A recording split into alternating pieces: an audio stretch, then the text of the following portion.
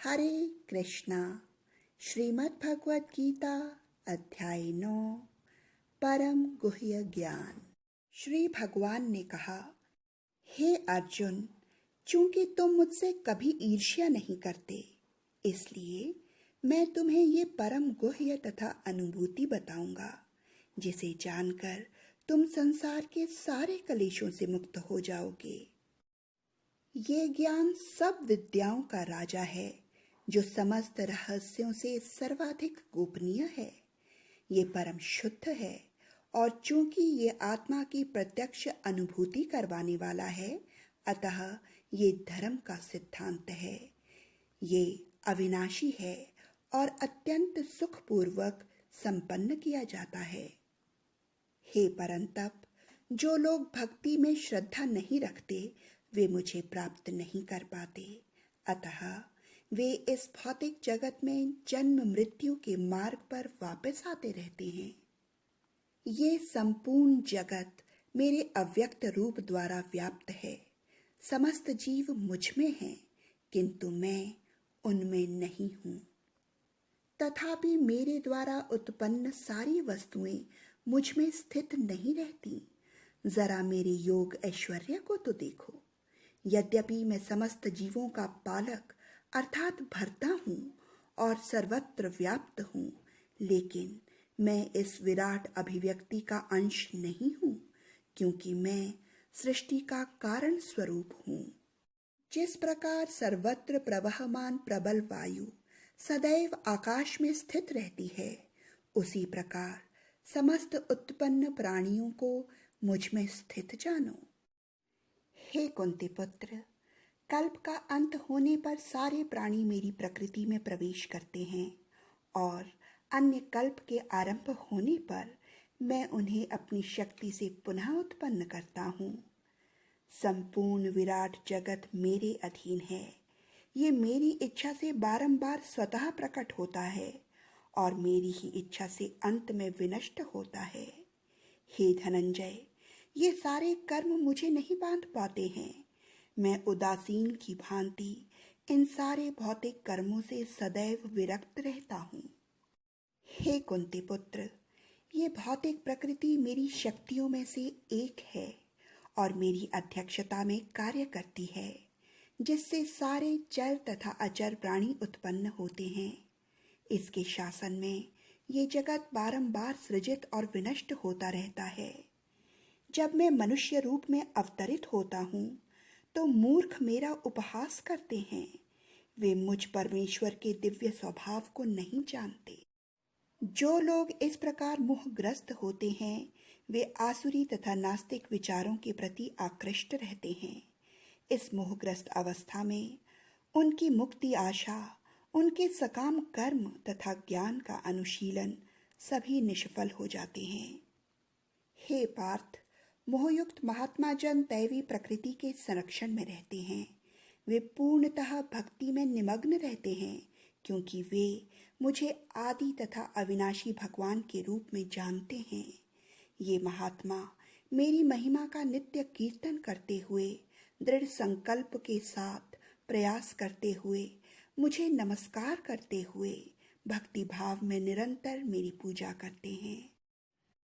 अन्य लोग जो ज्ञान के अनुशीलन द्वारा यज्ञ में लगे रहते हैं, वे भगवान की पूजा उनके अद्वय रूप में, विविध रूपों में तथा विश्व रूप में करते हैं। किंतु मैं ही कर्मकांड, मैं ही यज्ञ, पितरों को दिए जाने वाला तर्पण, औषधि, दिव्य ध्वनि अर्थात मंत्र, घी, अग्नि तथा आहुति हूँ। मैं इस ब्रह्मांड का पिता, माता, आश्रय तथा पितामह हूँ। मैं ज्ञेय अर्थात जानने योग्य, शुद्धिकर्ता तथा ओंकार हूँ। मैं ऋग्वेद, सामवेद तथा यजुर्वेद भी हूँ। मैं ही लक्ष्य, पालनकर्ता, स्वामी, साक्षी, धाम, शरणस्थली तथा अत्यंत प्रिय मित्र हूँ। मैं सृष्टि तथा प्रलय, सबका आधार, आश्रय तथा अविनाशी बीज भी हूँ। हे अर्जुन, मैं ही ताप प्रदान करता हूँ और वर्षा को रोकता और लाता हूँ। मैं अमरत्व हूँ और साक्षात मृत्यु भी हूँ। आत्मा तथा पदार्थ अर्थात सत तथा असत दोनों मुझ ही में हैं। जो वेदों का अध्ययन करते तथा सोमरस का पान करते हैं, वे स्वर्ग प्राप्ति की गवेषणा करते हुए अप्रत्यक्ष रूप से मेरी पूजा करते हैं। वे पाप कर्मों से शुद्ध होकर इंद्र के पवित्र स्वर्गिक धाम में जन्म लेते हैं, जहां वे देवताओं का सा आनंद भोगते हैं। इस प्रकार जब वे उपासक विस्तृत स्वर्गिक इंद्रिय सुख को भोग लेते हैं और उनके पुण्य कर्मों के फल क्षीण हो जाते हैं, तो वे इस मृत्यु लोक में पुनः लौट आते हैं।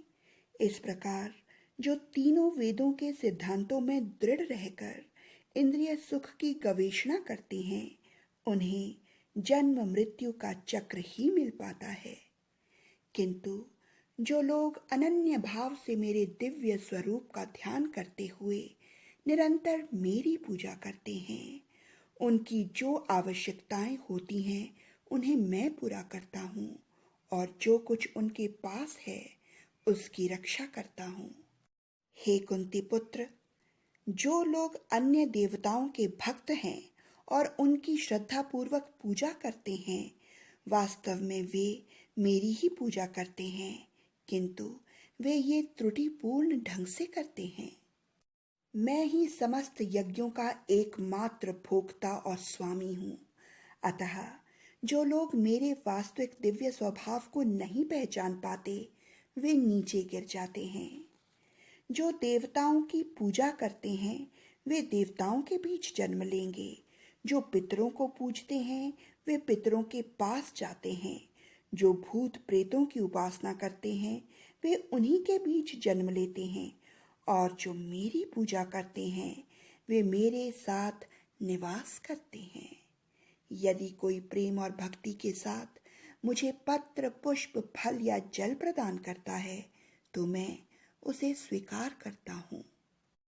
हे कुंती पुत्र, तुम जो कुछ भी करते हो, जो कुछ खाते हो, जो कुछ अर्पित करते हो या दान देते हो, और जो भी तपस्या करते हो, उसे मुझे अर्पित करते हुए करो। इस तरह तुम कर्म के बंधन तथा उसके शुभाशुभ फलों से मुक्त हो सकोगे। इस संन्यास योग में अपने चित्त को स्थिर करके तुम मुक्त होकर मेरे पास आ सकोगे। मैं ना तो किसी से द्वेष करता हूँ, ना ही किसी के साथ पक्षपात करता हूँ।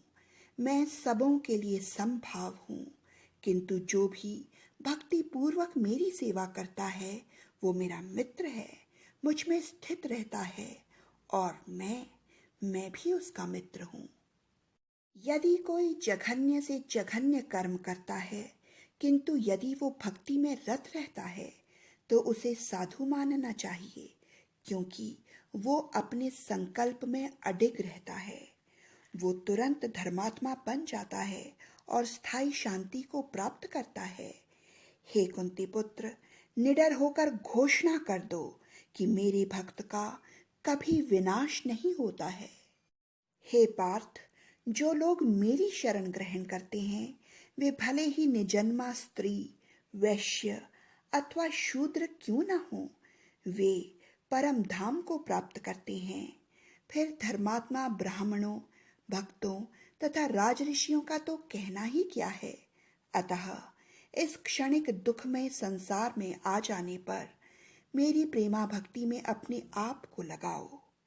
अपने मन को मेरे नित्य चिंतन में लगाओ। मेरे भक्त बनो, मुझे नमस्कार करो और मेरी ही पूजा करो। इस प्रकार मुझ में पूर्णतया तल्लीन होने पर तुम निश्चित रूप से मुझे प्राप्त होगे।